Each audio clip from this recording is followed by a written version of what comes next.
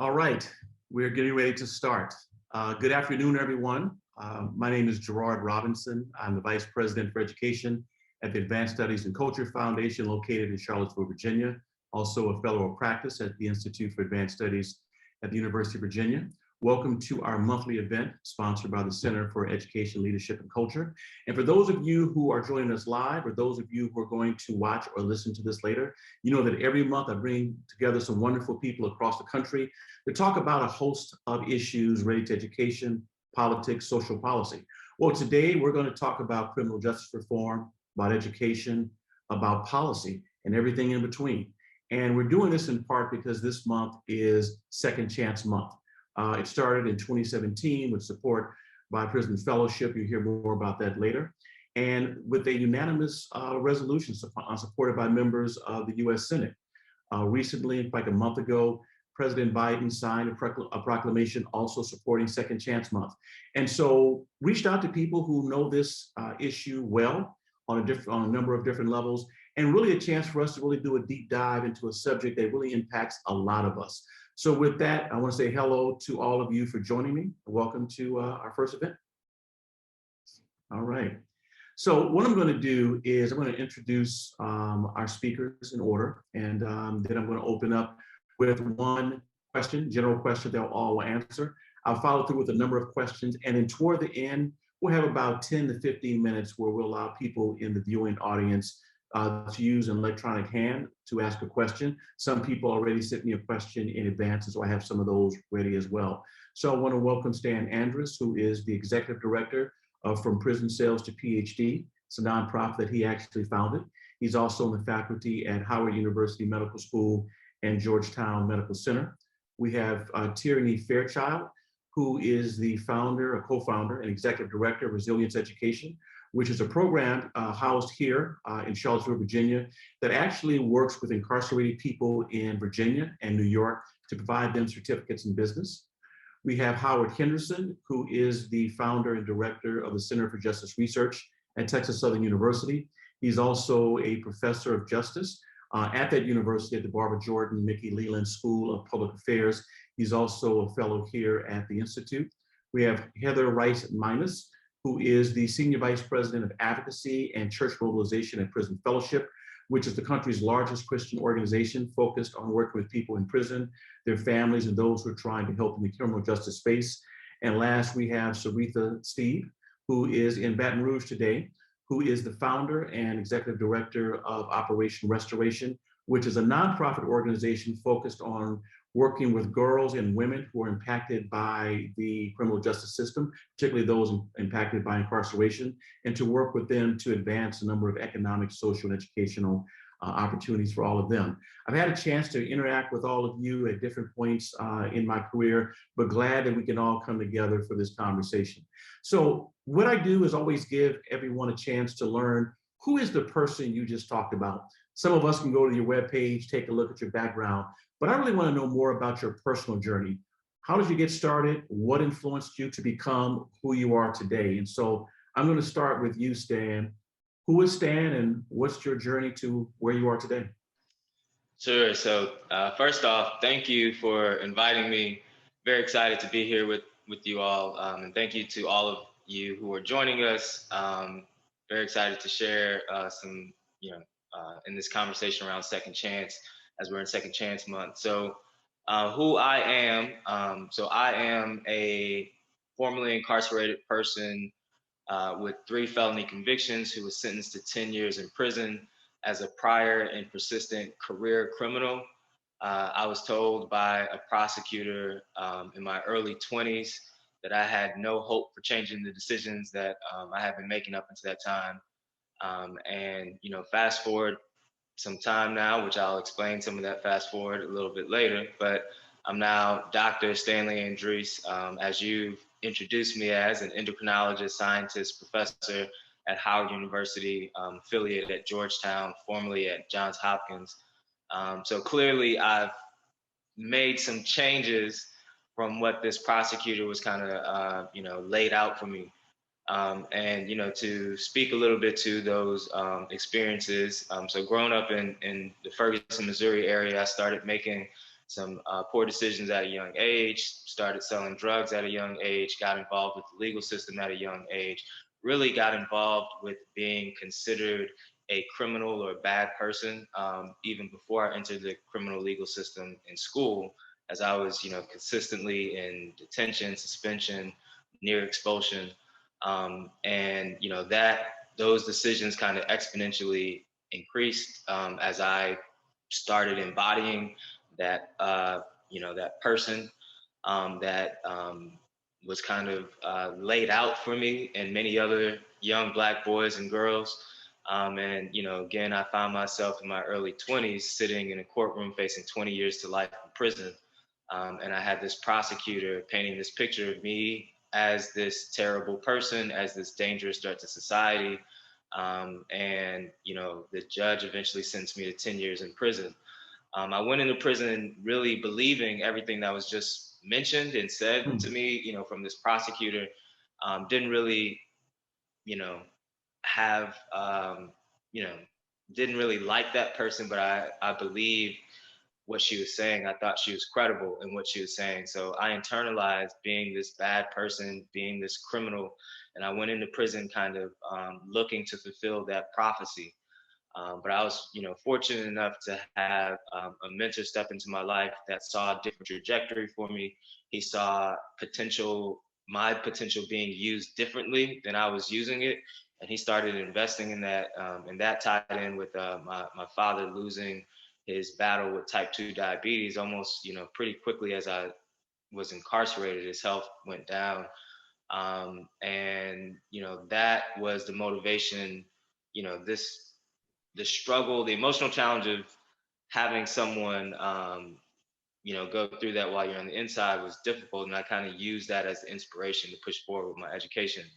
And with the help of, support, I applied to a number of different programs. I was rejected from every single program I applied to, except for St. Louis University, where this mentor was on the admissions committee. So I got in, and it was kind of, you know, I was a determined person at that time, and I am, where I am now. And I can certainly talk a little bit more later in the conversation, but I'll stop there and pass it back to you.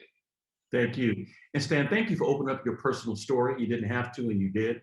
And so look forward to talking more about how that evolved into what you're doing today. So we're going to go to the next person, Tierney. Same question. Who is Tierney? Well, Gerard, it's a little hard to follow Stan and his very powerful story, but I think it's sort of endemic of the challenges we have in the United States, that I would say that I'm very much in a very different position from Stan, growing up in suburban Connecticut with a lot of white privilege, and coming into this field. Really, I actually came into the field of K-12 education. Gerard and I share that initial purpose. I did that in part because I didn't understand why so many of my friends of color, when I got to college and post-college, and my husband, who is an African-American male, did not have the same opportunities that I had for a quality public education.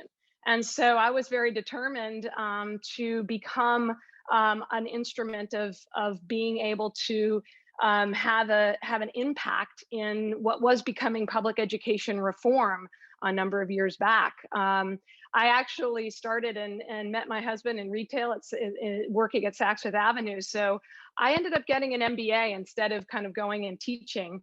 And I coupled that with a PhD in education because I really wanted to be well-grounded in policy at a time when they were looking at people to come into the field and really begin to sort of change things. So I spent a lot of my time working in turning around low-performing schools before we ended up very much by accident coming into this work.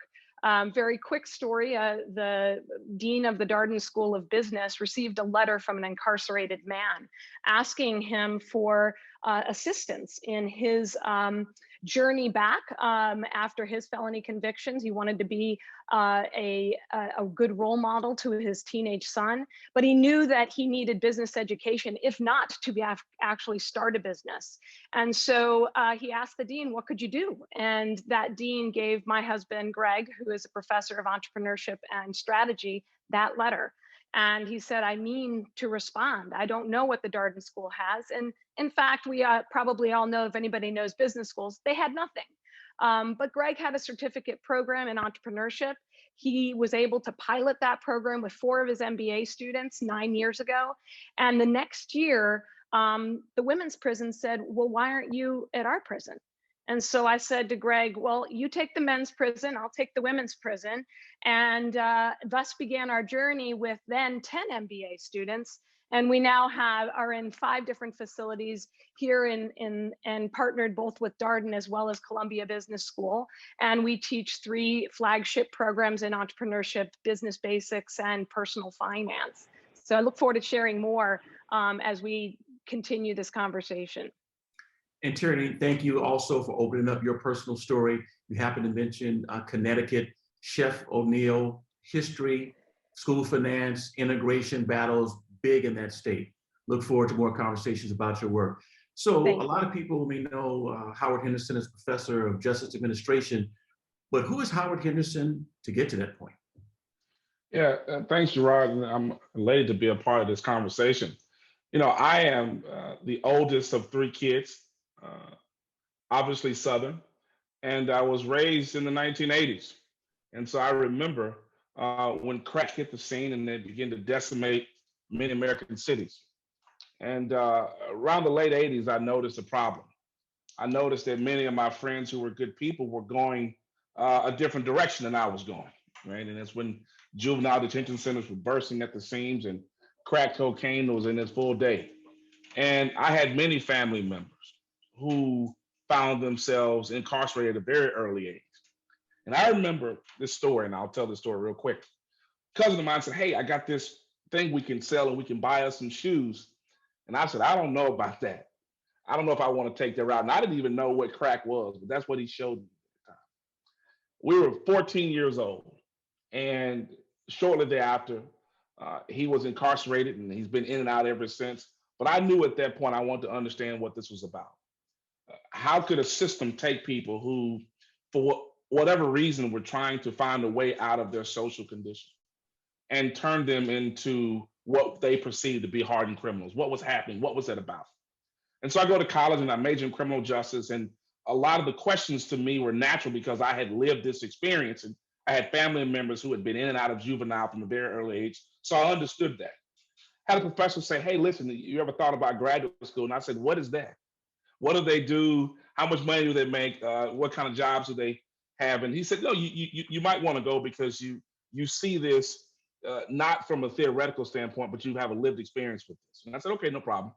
I go to graduate school, get a master's degree, and I'm studying crime and justice, and I'm working in a treatment facility for youthful offenders. And my master's thesis said, chair said, have you ever thought about getting a PhD? And I said, what is that? And he said, no, you should apply because I think you understand it. Listen, I'm in a PhD classroom. I'm 24 years old, and I had previous work experience in the field, and I still didn't know what a PhD was. And so shortly thereafter, I obviously find out, and here I am. And Gerard, you know that a lot of the work that we do in this space is a passion for me. And I try to make sure that people understand on all sides that everyone is a real person. People have emotions, they have experiences. And a lot of this is about misunderstanding. A lot of this is about misperception. And so I've tried to spend my life educating folks on all walks of life about how we can reform our system. And so I've been working in this space over 20 years. And so it's elating to me, it's humbling to me to see the world now catch up to what we've been saying, for 2 decades. And so I'm excited to be here, and thank you for bringing us together. Glad to have you. It's a good point about catching up. Sometimes the prophet's a little ahead of the time. Speaking of prophet and Christians, let's go over to Heather, who knows this space well, but who is Heather? Thanks, Gerard. Good to be here. I guess I did not expect to end up here working on this issue, if you will. I developed a passion for policy. I was always interested in, I had a professor actually in my undergrad who was a social worker professor, but also had her law degree, and thought that was sort of an interesting mix and allowed you to work on sort of macro issues that could affect a lot of people instead of one case at a time. And so set in my mind that I was going to go to law school. And I really had an interest in adoption and foster care policy, which remains a personal passion of mine, but spent a year abroad before going to law school, living in East Africa, taught English to university students, and then also got the opportunity to go anytime I wanted to visit children in orphanages. And so just had this incredible year doing, what I felt called to do, and got into law school, came back and just hated it. And so I was miserable, studying torts and contracts and trying to figure out why I was putting myself through this. And so I just reminded myself, all right, I feel like I'm supposed to be here.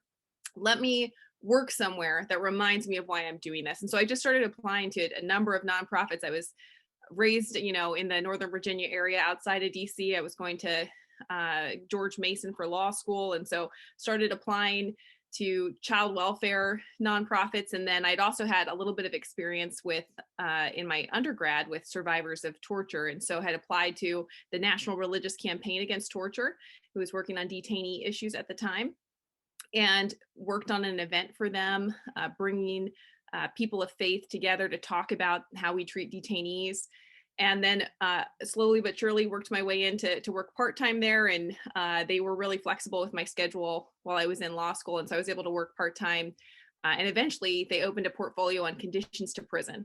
And that's where my eyes were just open to what has been happening in our country for a long time in terms of how many people we incarcerate, how we treat them while they're incarcerated, and what they face post-release in terms of so many barriers. And as I was working there, I noticed a lot of times the resistance we were running into on Capitol Hill was from people who expressed my same faith traditions. And so I thought, how great would it be to work for an organization? I knew of Prison Fellowship, founded by the late Chuck Colson, from my church growing up. How great would it be to work for an organization from my religious background, my Christian background, and be able to share why our faith values connect to these issues, and why we as Christians should very much be promoting a more restorative approach to justice. And so a position opened up at Prison Fellowship. I moved over there. I've been working on their advocacy team for years. It's almost been 8 years now. And just in this last year, I got the opportunity to now oversee not only our advocacy team, but I also oversee church mobilization, which includes our largest program, Angel Tree, which serves children of incarcerated parents. So it's been a great privilege and joy to be able to work in this space and to mobilize Christians to not only serve those who are behind bars and their families, but also to advocate. Thank you so much, Heather. And speaking of policy, we've got Sarita with us right now, who in fact is in the midst of policy goings on in Baton Rouge. Thanks for carving out some time for us. Same question for you. Who is Sarita? Sarita, sorry.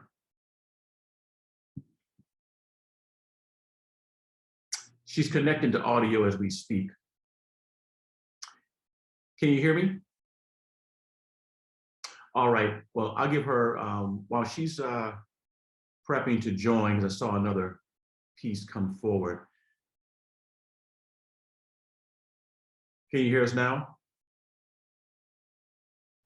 No, she can't hear us now. Well, she would tell us a little bit more about her work. So let me open up the broad general question, and we'll allow Sarita to go ahead and weigh in later. So let's just put the roadmap. Can you hear me, Sarita? Sarita, can you hear me now? No, she still can't. So let me go ahead and raise the broad question and paint a picture for those of us who are watching right now and those who will listen later. We spend, roughly $80 billion a year on correction at the federal, state, and local level. We have approximately 10.6 million people who go through our jails annually. Approximately 2.3 million adults are behind bars, both state, federal, prison, and also jails. We know that 44% of the people who are in state prison actually have children. And then when you look at the different numbers, it goes a little higher. But we also know that over 50% of the women, 50% of the men were the economic breadwinner for their home prior to going to prison. So there's often collateral consequences of incarcerating an adult and what that would mean for the children and the loved ones in the household. While men make up, roughly 92% of the population in prison, there has been a tremendous increase in the number of women who've gone, almost over 750% since 1970 to the present. And when we look at the gender, 47% of the women who are in prison are white, so by percentage, the largest. But when you look at the number of African-American women per 100 who are incarcerated compared to white women or even Hispanic, it's a much higher number. So the general question that I have for all of you is, how do we get to this point? And what are some of the dynamics that led into this? So before we answer, let me go to Sarita and see if she can hear me.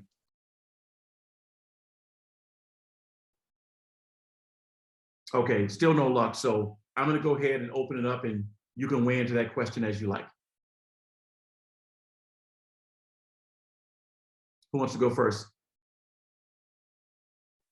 So I could jump in and just, hit on one of the points that I had talked about earlier, and, the idea of the school to prison pipeline, and, how that's also connected to the war on drugs and the numbers that you mentioned and this huge increase, which, as you mentioned, and a quick fact, some statistics, 1 in 3 Black men can expect to see prison time, which is 6 times higher than it is for white men.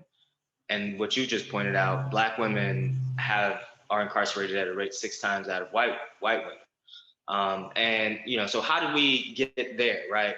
And the school to prison pipeline and the war on drugs are all tied into that. And those two things are tied together. I've experienced both of them, as I kind of opened up in my opening.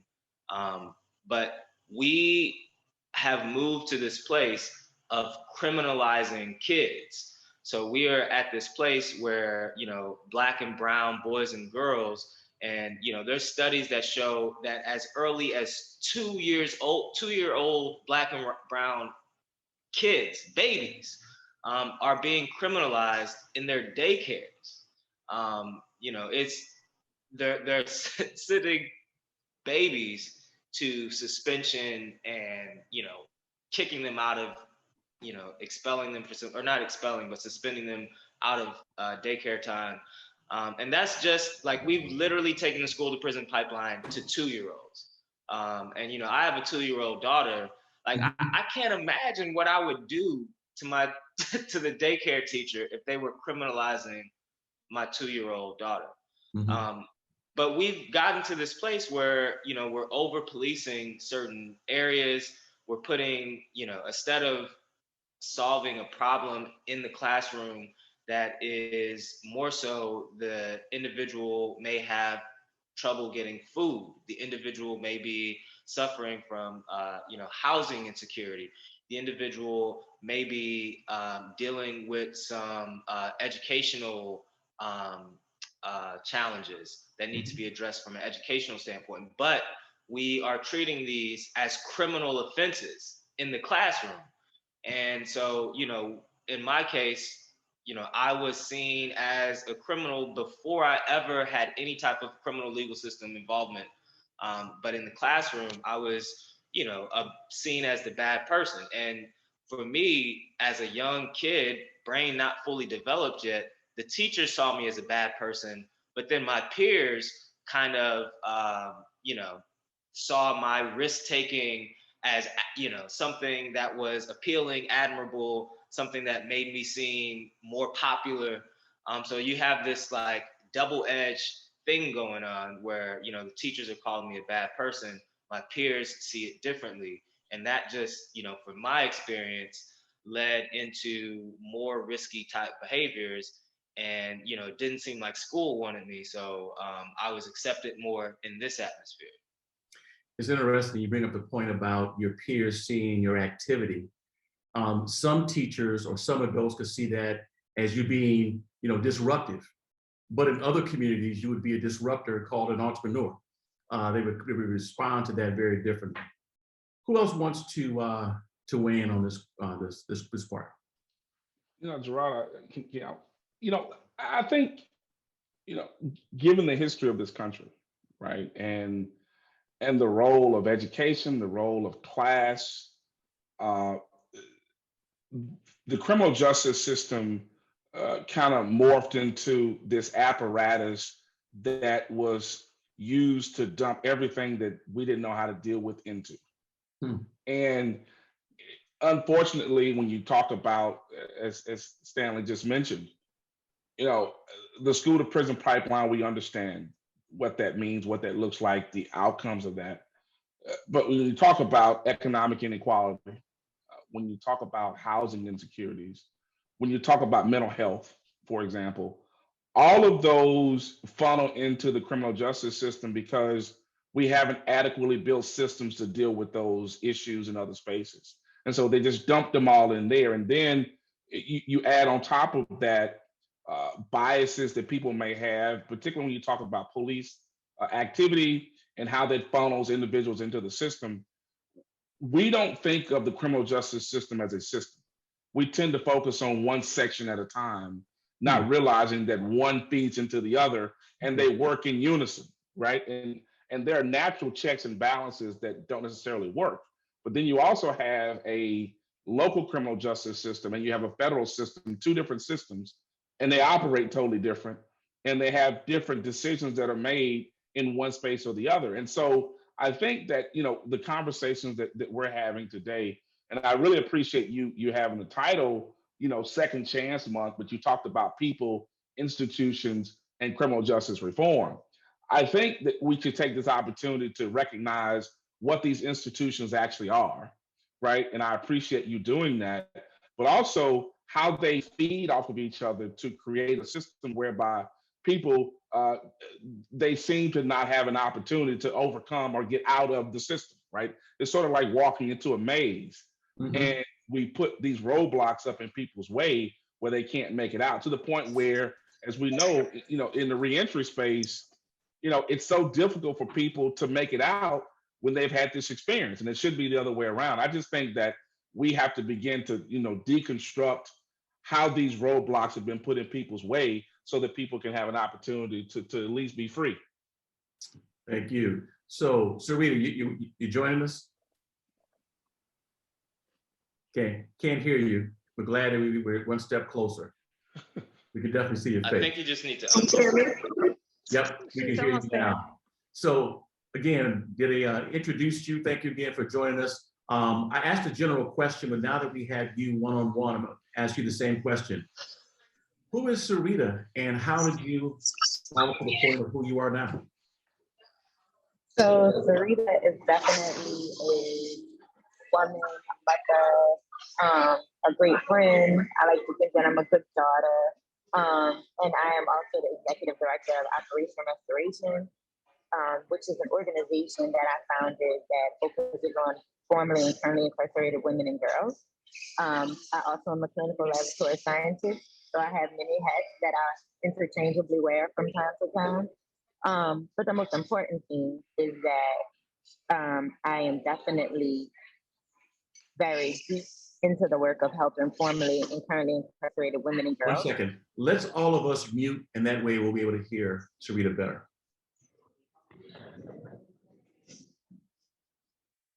Is this better? Yes, we muted ourselves so the background noise we're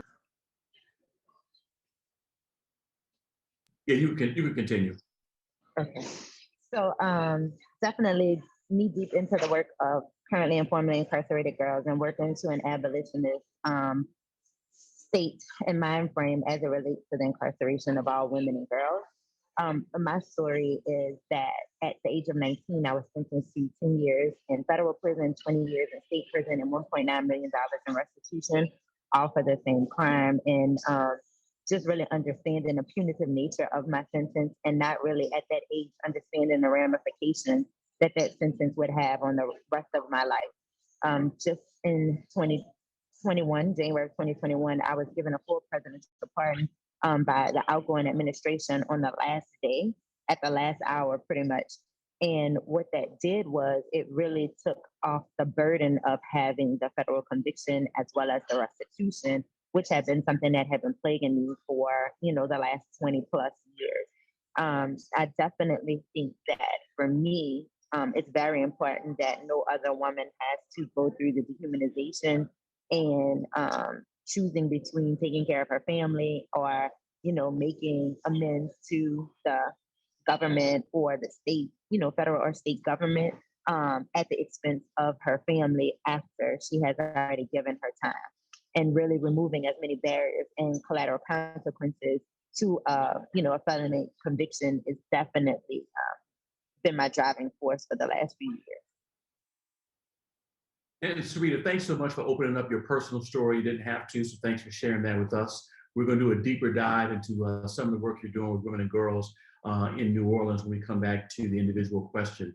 Heather, since I see you in the chat room first, the bigger question: how do we get to where we are? And then Tierney, you can weigh in, and then we'll come back to Sarita. Sure. I think when we look at some of the policies that have been major drivers, of course, sentencing, increased sentences across really all crime types, and the increased use of mandatory minimums. And then also, we also have to look at the back end. I think a lot of times we focus on the front end sentence someone got, but many states abolished their parole systems, several decades ago. And just now we're starting to see more states either reform their parole system or at least incorporate earned or good time credit so that people aren't serving such a long period of an even lengthier sentence than what we experienced decades back. So those are, some of the drivers we look at. We have a new report coming out about the road to redemption and how we should be using incentives like parole or time credit and good time credit to allow people to make the most of their time if they have to be incarcerated and to get out sooner.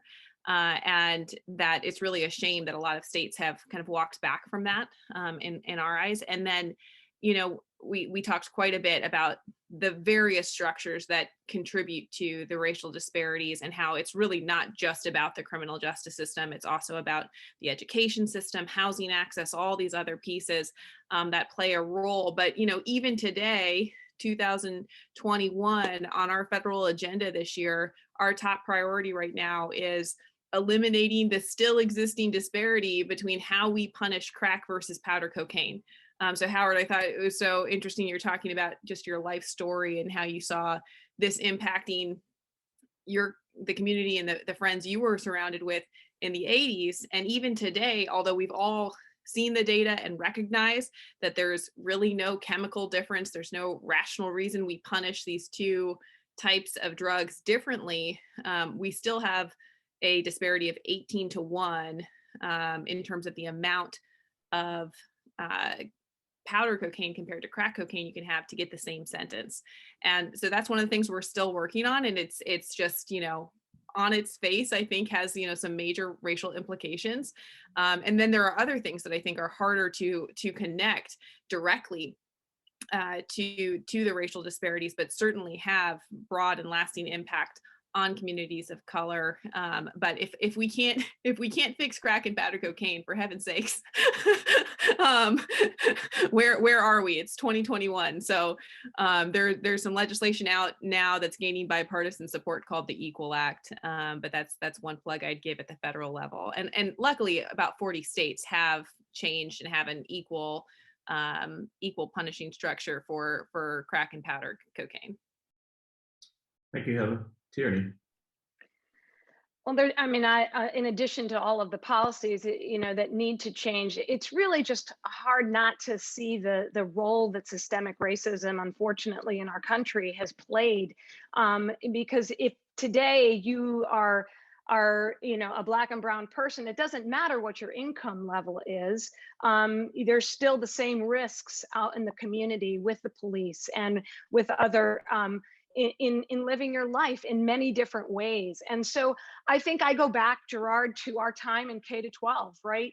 When we were trying to create schools like James Comer wanted, that had a village, that had a psychologist, and it addressed some of the issues that Stan and Howard raised around just food insecurity, housing insecurity, a lot of the challenges that students have of lower income come from having to move and not having stability or not having internet connections. And so a lot of that to me is the criminal justice system and the deleterious effects that we have come in part because we never really fixed some of these other broken systems that our policing system doesn't really include the mental health needs, right? Being able to attend to mental health needs or drug addiction. And so when we look at our programs and we're really focusing on people that are, we have the opportunity to go and teach inside state facilities. When we're teaching inside and someone's coming to us, we look at it a lot as a first chance, not a second chance, right? Because some of the things that happen in someone's life really could have led to, it could have been me versus them, but it wouldn't have necessarily been me, right? There are lots of ways that we don't give people first chances. And so for us, we look at it and we look at that person as an individual and providing that education and building their confidence to know that they actually have a lot to offer the community and society post-release. So we try to give them those practical skills. But I think that it's a really long arc and a lot of challenges that I'm glad we're facing on a lot of different levels, but we need to look at this very systemically. Good points. We're going to turn it over to you, Sarita. What do you think led to all the stuff that we're talking about now from how you see it? I'm going to put myself on mute. Well, I think that Tierney definitely made some great points, as well as Stan and Heather. But just to even dive deeper into what each of them have said, specifically with Heather about, crack and cocaine disparity, we often like to glaze over or don't really pay attention to the fact that, like Tierney mentioned, this is a system. What we don't often lift up is that all systems were built pretty much the same. So when I talk, I often speak about how most systems, the oldest hospital, the oldest college, the oldest prison, were all created in Benjamin Franklin's living room prior to him being an abolitionist. So if all of these systems were created with white men in mind, that no matter what we do, there's no way to reform our way out of this. We have to abolish these systems, all of the existing systems, schools, hospitals, prisons, because they all were built on the same premise, and then regroup and reimagine what that could look like and how we should fix this or approach these things. So for me, it's always starting from that historical perspective to truly understand that all of the work that we're doing is in vain if we think we could fix something that was never created for inclusivity. And, it wasn't meant to include women. It wasn't meant to include people of color.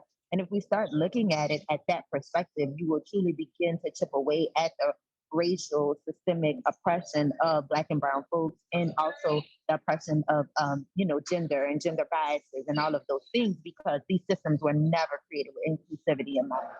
One of the things that we talk about when we say second chances, a lot of the women that I've come into contact with in our organization, they say, no, it's not a second chance, but thank God for another chance. Because it is our responsibility, if an individual is being released from a system, that we are invested in that person as our neighbor, in our community, and how are we going to contribute, and what is our responsibility to make sure that that person is successful. And the success depends on us giving that individual another chance. If we only were given two chances to succeed at anything in our life, whether that's a correctional system or just being a parent. I know I've screwed up being a parent more than once or twice or three times, but thank God that I'm able to have another chance at becoming and being a better and great parent, right? And we need to approach it in that manner. And one other thing that Heather mentioned that I definitely wanted to touch on is we can give people as many opportunities to gain skills and work on things, and that is definitely something that someone should have. But we know that 44% of Black women, irrespective of their educational level, will be unemployed for 5 years. So us as a community and us as a society, how are we approaching that, and how are we investing in that? So 1 in 2 Black women released from prison will be unemployed. And that's a statistic that is greater than the height of the Depression in the United States, which is 37%. So I think that we also have to take a look at how our hiring practices or mention housing. And a lot of times recidivism occurs not because an individual woke up that morning and said, hey, I want to go back to prison, but because effectively they have no other opportunities to take care of themselves and their family. And what we know and what we see is that a lot of times women are committing what we call survival crimes. And we have to do a better job as a society to make sure that we're supporting these individuals upon release. So I think, I'm here at the legislature today. Policy definitely is something that has to happen, but we don't have to legislate our way out of bad behavior, and I think that we can do a corrective behavior as individuals in order to offer another chance to individuals who are being released from it. Great points. Stan, thanks for bringing up again the school to prison pipeline. I often tell people someone who arrived to prison who had literacy challenges didn't become all of a sudden illiterate at 18. We saw that in middle school, but some of those challenges we saw in third grade. And so thanks for bringing that forward. Howard, you talked about a system. That's actually a good point. We call it a criminal justice system. And in fact, you've educated me as to say that's why you called your program Center for Justice Research, because there's some unique aspects of what we have to look at. Tierney, you talked about the aspect of systemic racism and that independent of your education, sometimes color leads first.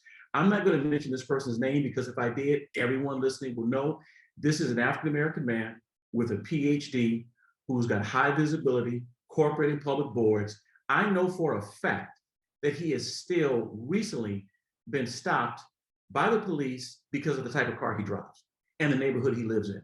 And if I said it, you'd be like, no, it wouldn't be him. So it's real. Heather, you bring up the part about policy and the part about even dealing with crack and powder cocaine. And in fact, we're still dealing with that. And the nuances and the signals of who's really doing crack, quote unquote, and non-crack sounds very similar to the debates in the 70s of who was a hustler and who was a pimp, and how we dealt with race as it relates to who was responsible for managing women's bodies. And for women, Sarita, you remind us the part about, let's talk about unemployment. These are real numbers independent of incarceration, but when you have incarceration brought onto it, it even makes things worse. I like the part you mentioned about another chance. I'm gonna start using that more. Stan, let me go to you for the first question. You got on a nice t-shirt, and I think I know what that stands for. You created an organization called From Prison Cells to PhD. Talk to us about why you created it, who's a part of it, and what it's like, let's say, is it better today for someone with a criminal record to be a professor today than, let's say, maybe 10, 20 years ago? Sure. So thank you for that question. And I'm dropping some info in the chat regarding how to connect with me. And also my book is coming out where I talk about the topic what I'm about to mention here. So to your question about is it easier? I don't, that is a difficult question to answer. Yeah. What I can say is that, what my book talks about and what I often talk about is very similar to what Sarita mentioned in this another chance idea. What I like to phrase it as, who deserves that chance? As of society right now, we're really in this place where we clearly understand that wrongfully convicted people should deserve a chance to get their lives back together. It was taken away from them, so that's pretty easy for most to understand.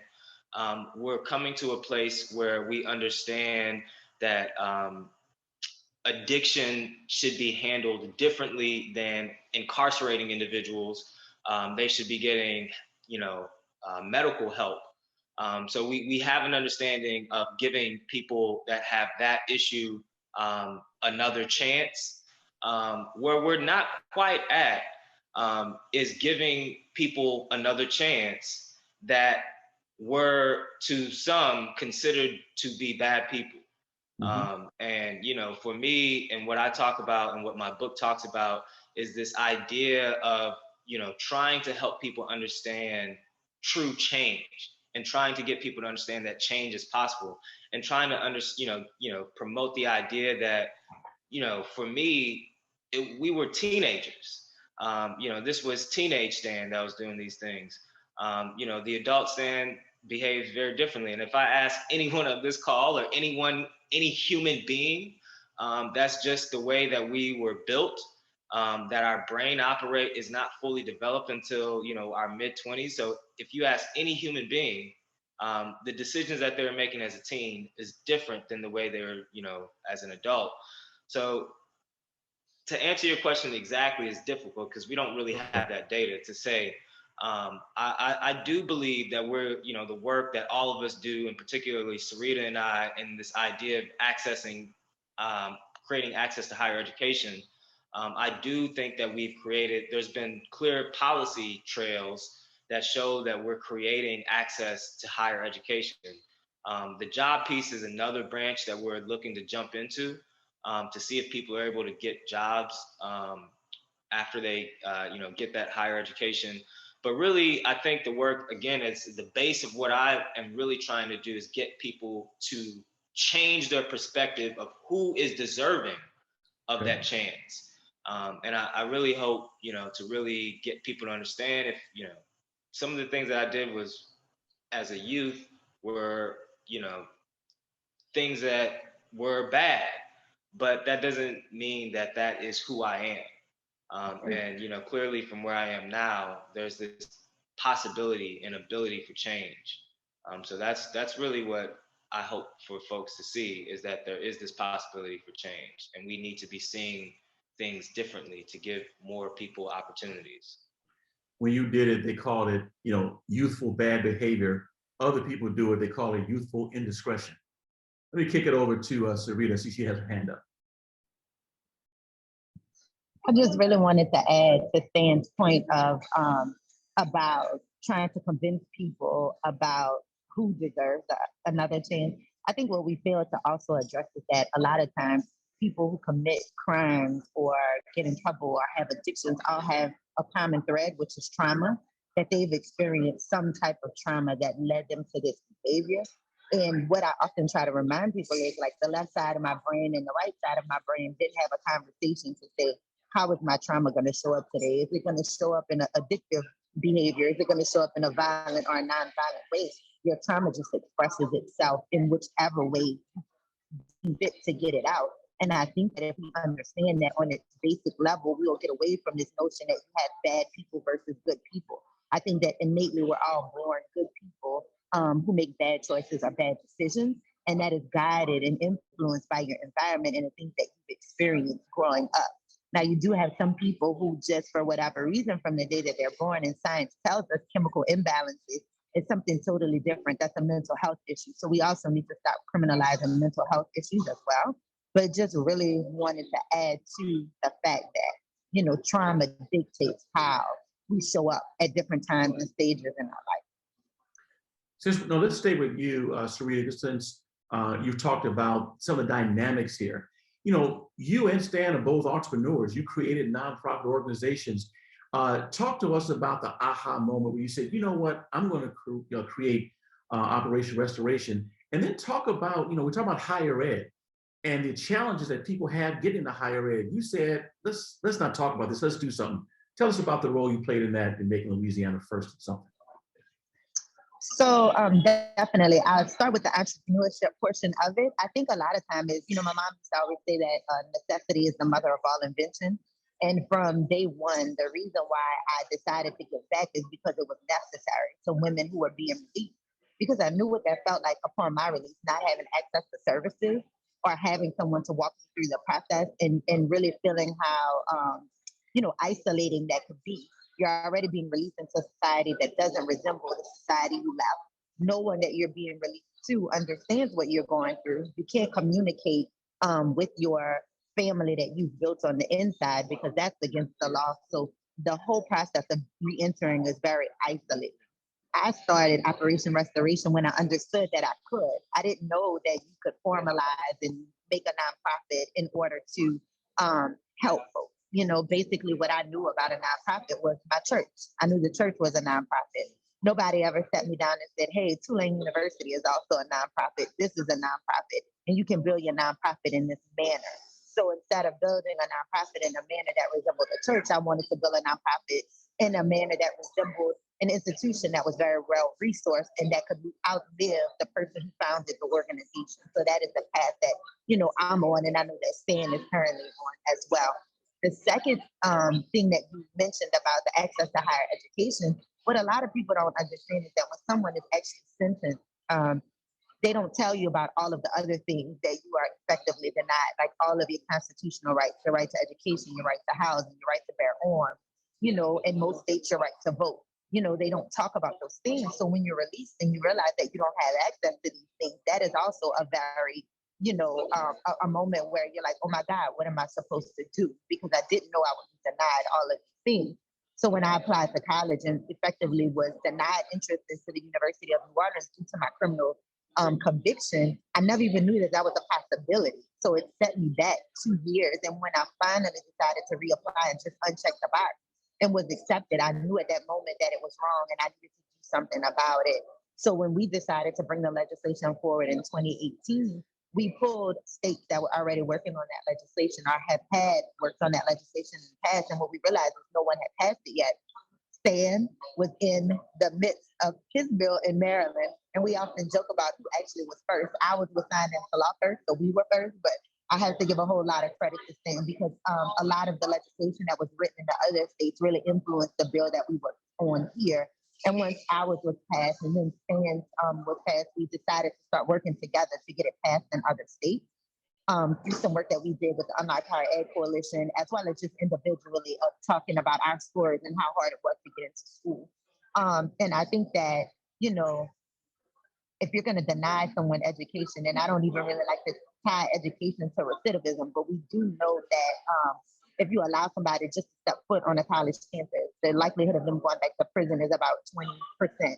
If they get an associate's, it's 17. If they get a bachelor's, it's 7. They get a master's, it's about 4. A PhD is 0. To me, it's like a no-brainer. We would all be invested in education, So I just think that we really have to reflect and think about the things that we're denying people from that are formerly incarcerated, but also saying if this is a sentence that they were given, why are we taking away all these other things, as well? Great points. And glad you brought in the part about Stan. Here are two people who know what it was like on the inside, coming on the outside and being the leaders in this. Because often we want to be the ones to lead. Let the people who know lead. And so 2 good examples. I'm going to kick it to you, Heather, since we're still talking about policy. I know some things about prison fellowship, have had a chance to visit prisons across the country to see your academies. For those of us who are unfamiliar, why is there a need for faith-based organizations in this work? And are there some things about reform and the work that, non-sectarian organizations can benefit from your years of work? Yeah, so, I think a lot of people have a faith tradition, and oftentimes in prison, we find people find solace in that faith even when they're incarcerated. And so we have, I think, a great demand inside prison walls for just the community, the faith community. And, I think as Christians, we are called, I was so interested in what you were saying, Stan, about the ability for people to change. I actually just gave a talk to a Christian conference last week about redeeming individuals and systems. And as Christians, we're supposed to believe that anyone can be redeemed, regardless of whether, your indiscretion was as a youth or an adult. We're supposed to believe that God can redeem anyone. And I think we start to lose sight of that when we hear certain stories and we forget that belief. But really that's, front and center for the Christian tradition. And so I think that belief is a very powerful one that can be leveraged to allow people of faith to come alongside families and people who are impacted by incarceration and offer that new hope that someone can change. Stan's prosecutor story just breaks my heart when I hear of it. And we have people who are dedicated volunteers going in and saying, I see a different path for you. God sees a different path for you. And I think that's a powerful community to be able to leverage in this space. And we've done work in prisons for over 40 years now. And our academy model is really built on core values like community, affirmation, productivity, Whenever I go into one of our academy programs, I am always incredibly humbled by the women or the men that I'm speaking with who are going through this program, just their willingness to be vulnerable and transparent about their past in a way that you will not see on the outside or at church on the outside. And also very humbled to just hear the words of affirmation they have for each other.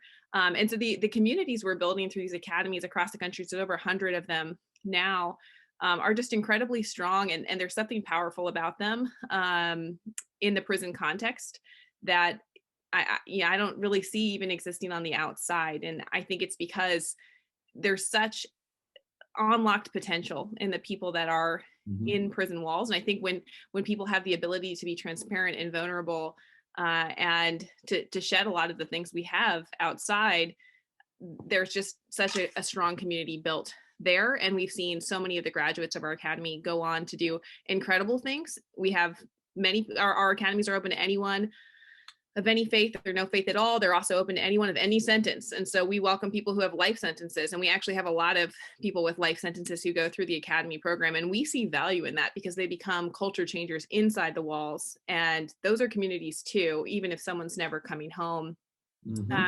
So I think there's something there to be learned. I know there's a lot of movement in the criminal justice space to really focus in on people who are about to be released with the highest level of programming. And I definitely understand the value in that and helping to reduce recidivism. But there's so much value in people who are there for a long time and people who will perhaps not come home.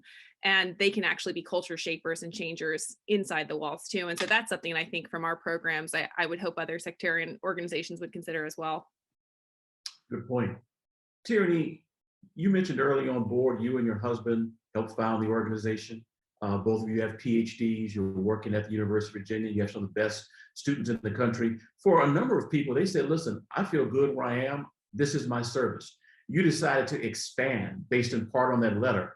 But tell us a little bit more about resilience, the three type of certificate programs you have, and you decided to go up to New York as well.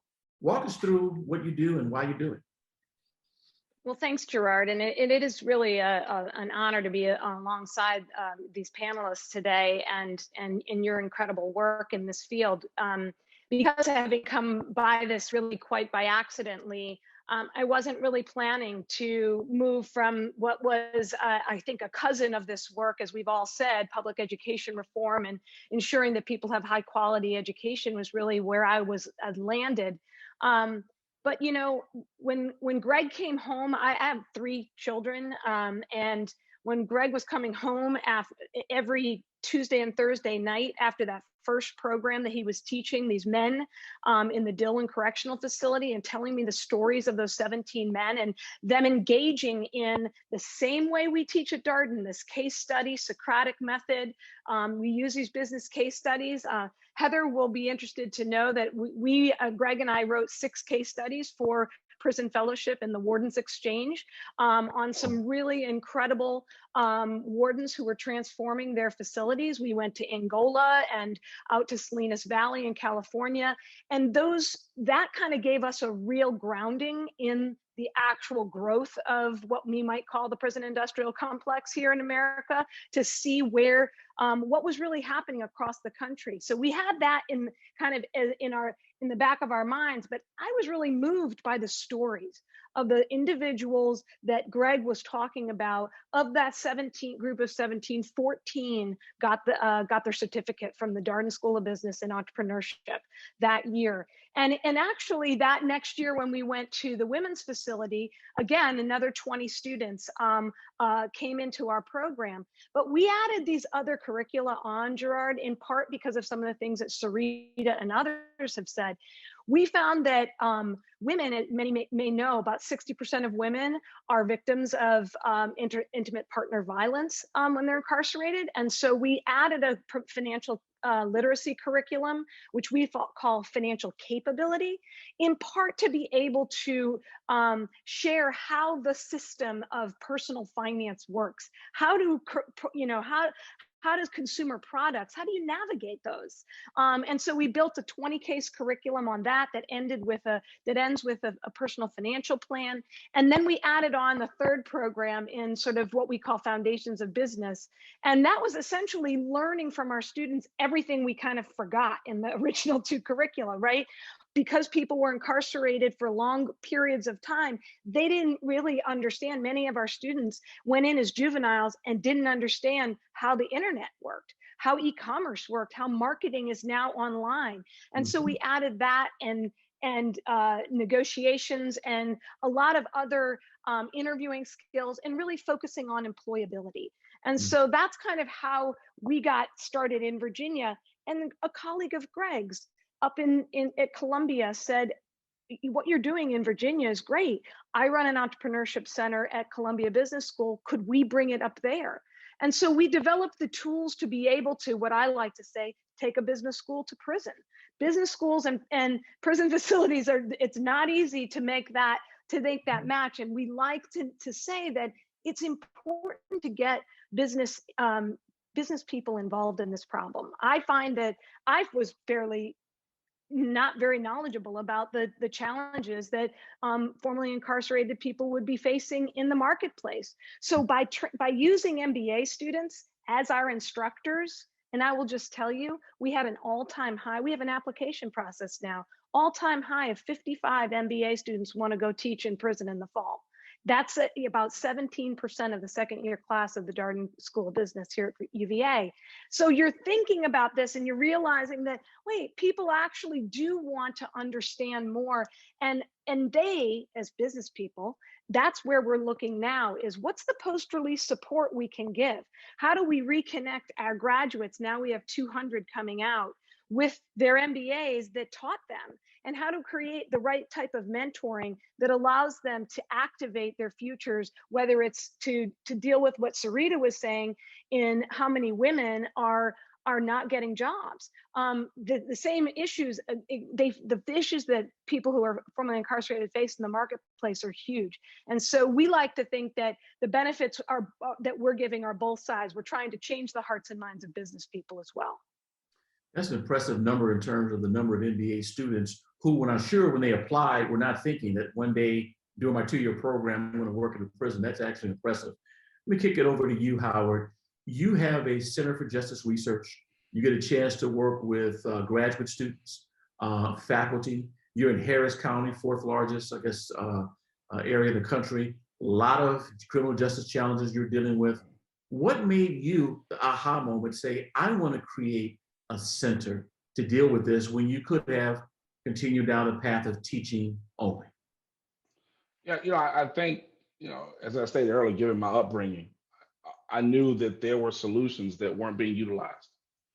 And as I matriculated through the system, I realized that many of the facts that we see are unknown to people in key positions of power. And I wanted to make sure that not only did we provide an opportunity for them to learn about different realities and experiences, but I wanted to make sure that when my day is over, and we all will have that day, that I have done my job to train the next generation on how to ask the most pertinent questions to solve problems. And we all know academia has a tendency to write articles that sit on shelves and no one ever reads them unless you have a PhD. I wanted to make sure that the science behind criminal justice and what we know about being fair and equitable and just was made available to people who make decisions. And what we have found is that when we're at the table and we expose a lot of decision makers to the facts, they have an aha moment. What we also found is that the people who focus on social control and locking people up, they're presenting their information as well. And so we felt that if we could insert ourselves in these conversations and provide opportunities, it would work, and it's working. We now have over 30 PhDs that are spaced out over the country, focused on ground level research over my academic career. We've graduated over the last 3 years, 7 PhDs who are working at historically Black colleges, predominantly white institutions, but they're doing grassroots level research. They're working with advocacy groups, they're working with prosecutors, they're working with police chiefs. They're working with key stakeholders in these spaces because we understood that the people who are oftentimes closest to the problem are also closest to the solution. And we recognize that reality. It's powerful to know that through your cultural lens, you have the benefit of experience to ask a set of questions that many people are uncomfortable asking. And so we're able to ask those tough questions. We're able to come away with viable solutions. And I think it makes a difference when you're researching in a community and you look like the community, right? And so the community oftentimes will be willing to tell us things that they don't tell anyone else. And we utilize that information to help make recommendations that are going to be viable solutions in the community. I just think that diversity works. Business understands that. We just got to get criminal justice to understand that if we bring everyone to the table, the solutions that we come away with are going to be better. And so for us, this is the reason why I decided to do what we do at the Center for Justice Research. And that is make sure that when we conduct research, when we deal with community stakeholders, that we understand that the cultural responsibility piece is central to all that we do. Sounds good. What I'm going to do now is open it up. We've got a hand in the air. I also know that Stan's going to have to jump off a little early, something he's got to do. We're going to open this up to Geraldine, and we're going to have Dan unmute. And Geraldine, it's open to you. No, I'm a physician. How much brain health programs are we bringing to the youth? In other words, eat more fruit, eating better, staying away from processed foods, packaged foods, getting the craving for drugs and other things reduced. So I'm involved with a medical group that you may know that goes all the way up to Nora Volkow's, the head of the National Institute of Drug Abuse. And I want to see wellness programs in the prisons, wellness programs in the communities, and health and holiness go together. Well, that's a great question. So I'll jump in real quick if that's okay. Go ahead, Stan. Yeah. So, as an endocrinologist, I, 100% agree with a lot that you said in terms of health. And, I certainly promote that within my research and the work that I do academically. In order to do the work, people like myself and, Sarita, for instance, there's a lack of money and resources being funneled to us. I would love to do that work. Because it ties so closely to me in my academic work as well as my social justice nonprofit work. But we need people with resources and power to open up access to those resources and power to people like myself. So that, that's one point that I would just make. I mean, everything you said makes sense. I mean, but I think we need to get the resources in the right hand or in the hands of people closest to the problem, as Howard mentioned. And Stan put his email address in the chat. And if you don't see it in there, my information is online. You can always email me. Anyone else want to weigh in on what the professor raised? I'll just step in, Gerard, and say Yes. that recently we were speaking with at UVA, the Center for Contemplative Sciences, about the issue of the holistic health and wellness of our students as they are released. As I mentioned, we're trying to build a professional community to reconnect our graduates once they're released with mentors, and many of whom may have taught for them, but maybe other professionals as well. And so I appreciate Dr. Braverman's, he would share my late father would say the same thing about sugars. So, it's good to know that there's people that certainly care about the health. I think when we think about it, I look at it as how do we attend to the holistic person? And I think that's, physical health and mental health as well. And I think that there's ways in which that we can, again, activate the business community in ensuring that we are able to do that. I think that goes to some of the point that Stan was making about bringing resources to the areas that really need it. But I think we also just have to add in really quickly, the food that is available to people in prison is also an issue. So you can't That is say, an issue. oh, I want to do X, Y, and Z in prison without talking about the quality of food and the quality of care that people in prison, receive. Like I know one prison that I was in, everything that we consumed was outdated, expired, and that was what was served to the population because everything was donated to the prison in order to feed us through the federal government. So the federal government essentially was feeding people in prison expired and outdated food. So I think that we also have to advocate for access to quality food or food, and that goes back to Stan's point of people don't think that we deserve that while we're incarcerated to eat food that is not expired. So, I mean, while we're thinking about these things and saying this is what I want to see, we also have to keep people who are the experts in the conversations that we're having, reframing what we see as an expert, to even bring up the point that in order to eat healthy in prison, you have to get food that's not expired. Good point. Howard or Heather? Yeah, I was just going to say, I think, the point that I made earlier about how we need to be able to make sure that individuals who are managing these systems have the most current information.